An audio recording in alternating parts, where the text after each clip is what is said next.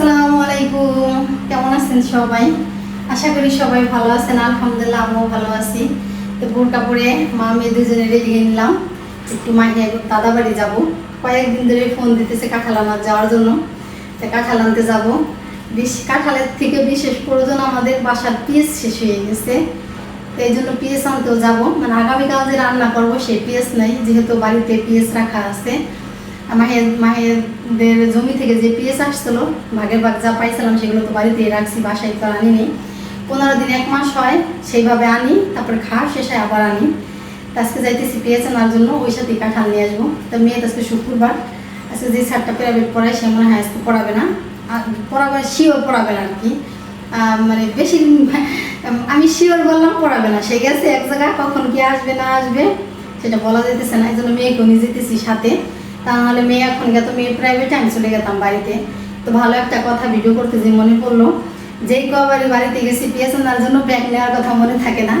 তো আজকে আপনাদের সাথে কথা বলতে বলতে ব্যাগের কথা মনে পড়ে গেছে। কি মাইয়া না, তবে আজকে ব্যাগ নিতাম না, ব্যাগ ছাড়াই চলে যেতাম। বাসা থেকে বেরোলেই প্রথমে একটা টেলার্সের দোকান পড়ে সামনে। সেই টেলার্সের দোকানে দেখি আজকে অনেক ভিড়। শুক্রবার আর সোমবার তো ভাঙ্গার হাট, ভিড় থাকবে, এটা স্বাভাবিক।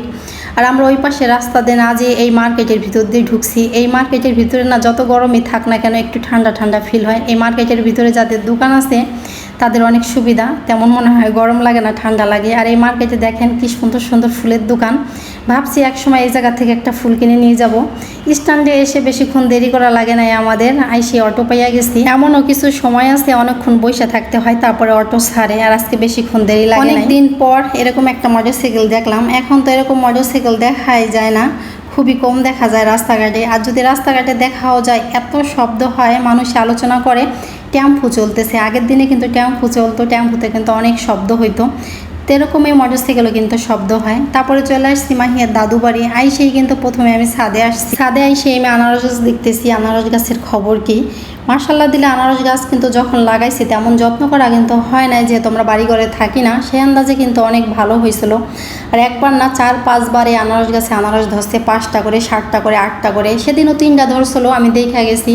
কয়দিন পর নিতে আসছি, একটাও নাই, সব চোরে খেয়ে ফেলাইছে। এত আনারস ধরছে, একটাও আমাদের কিসমতে হয় নাই, সব চোরের কিসমতে গেছে। তো যাই হোক, এখন যে আনারস গাছের অবস্থা মনে মারাই যাবে। আর এই যে ছাদে দেখেন কত পানি হয়েছে। আমি তো ছাদ ছুঁড়ার উদ্দেশ্যে ছাদে উঠছি, তো ছাদ ছুঁড়বো কি, ছাদে এত পানি হয়ে আছে। ছাদের চারপাশটা যেহেতু গাছগাছালি, ওই পাতাগুলো আইসা পাইপের মুখে থাকে, এই জন্য পানি পড়তে পারে না। হয়তো 2 দিন 3 দিন পর যদি কেউ ছাদে আসতো বা আমরা বাড়ি থাকতাম, তাহলে তো ওই জিনিসটা আমাদের চোখে পড়তো, পানি এইভাবে জমা হইতো না। তো ছাদ আর ছুড়বো কি, পানি ছাড়াই দেই। এত পানি হয়েছে, গিরা পানি হয়ে গেছে ছাদে। এইভাবে পানিতে যদি ছাদে বাইতে থাকে, আমি ওই পানির ভিতরে পা দিছি, এত পিছল বলার মতন না। আমি তাড়াতাড়ি জুতা খুলে আস্তে আস্তে পা দিয়ে যাইতেছি ওই পাইপের মুখ ছাড়ানোর জন্য। যদি একবার কেউ স্লিপ খেয়ে পড়ে যায়, তার কোমর ভেঙে গোড়া হয়ে যাবে, এরকম অবস্থা হয়েছে। আর অনেক পানি ছাদে জমা হয়েছে, দেখেন এই পাশে একটু কম, ওই পাশে বেশি। তারপরে মাহির দাদু বাড়ি থেকে চলে আসছি, একটা কাঁঠাল নিয়ে আসছি আর পেঁয়াজ নিয়ে আসছি। পেঁয়াজ আর কাঁঠাল ওই পাশে একটা দোকানে রাইখে আসছি, যে এদিক দিয়ে তো যাবো, যাওয়ার সময় একটু শোরুমটা দেখে যায়। ভাবছি মেয়ের জন্য একটা ড্রেসিং টেবিল কিনবো। আমাদের ড্রেসিং টেবিল আছে বাড়িতে, কিন্তু ওই ডিজাইন মাহির পছন্দ হয় না, এই জন্য আমাদের বাসায়ও আনা হয় নাই।